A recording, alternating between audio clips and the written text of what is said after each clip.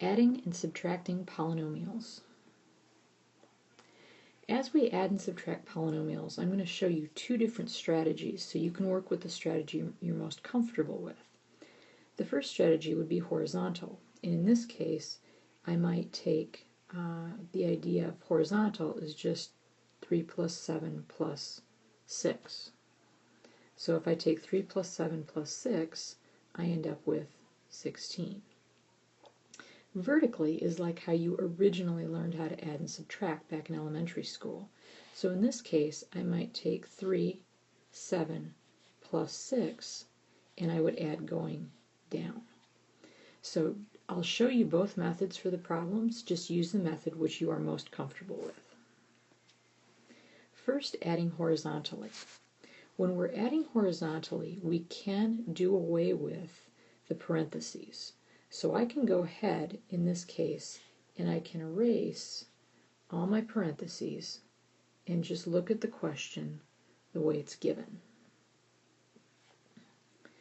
Now I need to take a look at like terms. We learned about like terms first semester.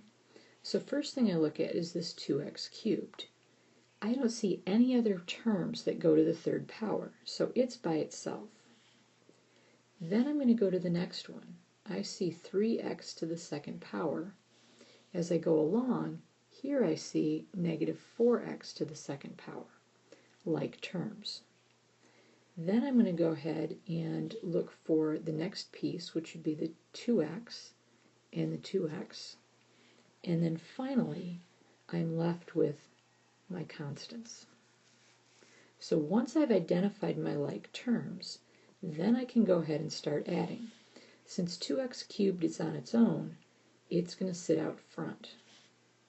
Then I'm going to take these two x squared pieces here and here.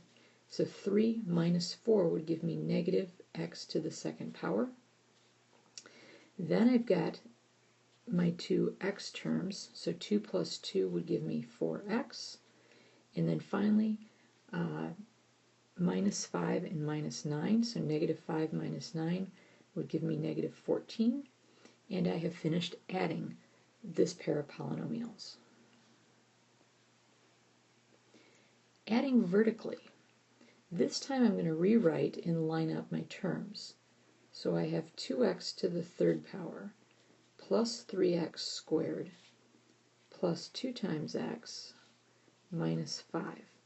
Underneath that, I'm going to put the second polynomial, but I'm going to match it up by like terms. So I'm going to start here with negative 4x squared plus 2x minus 9. So my like terms here are already lined up. Then I'm going to draw a line, and now I'm just going to add. So 2x cubed plus 0 essentially.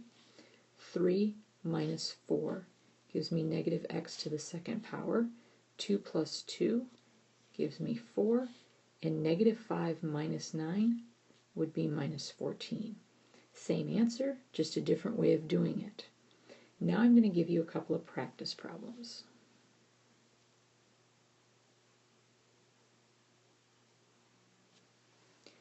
Subtracting horizontally.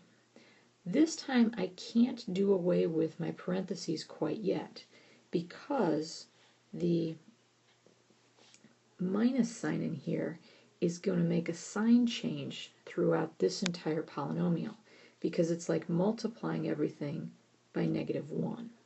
So as I rewrite, I'm going to go ahead and make sure I do sign changes on that second piece. So I have 9y to the third power plus 8y squared minus 4y plus 7. Now I need to think about sign changes. So minus 6y cubed minus 4y squared plus 3y plus 9. Now I'm ready to go ahead with my like terms. So if I go back to my like terms, here I see 9y cubed minus 6y cubed. I see an 8y squared and a minus 4y squared. I see minus 4y and plus 3y, and then of course my two constants. Now I can start putting those pieces together. So 9 minus 6 would give me 3y to the third power. Now my boxed pieces, 8 minus 4 would give me 4y squared. Then my y terms, negative 4 plus 3. And finally the constants, ending with plus 16. Same problem, but now in a vertical form. So again, I'm going to go ahead and line up my polynomials according to like terms. And so I'm going to put this in here.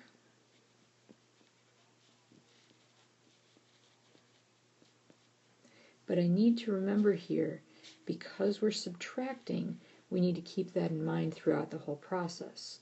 So now I'm going to think about 9 minus 6 to get 3y cubed.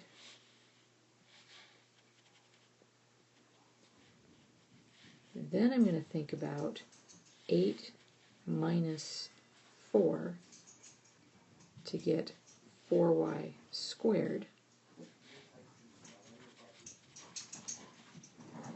Then I want to think about going with negative 4 minus negative 3. And remember that negative minus makes a positive, so that would give me negative y. And 7 minus 9, minus negative 9 would give me plus 16. Same answer, just a different way of doing it. Again, I'm going to give you a little bit of practice time.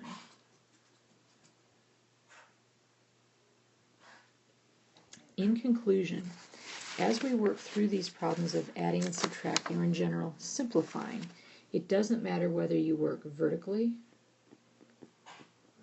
or horizontally. Just find a method that works best for you.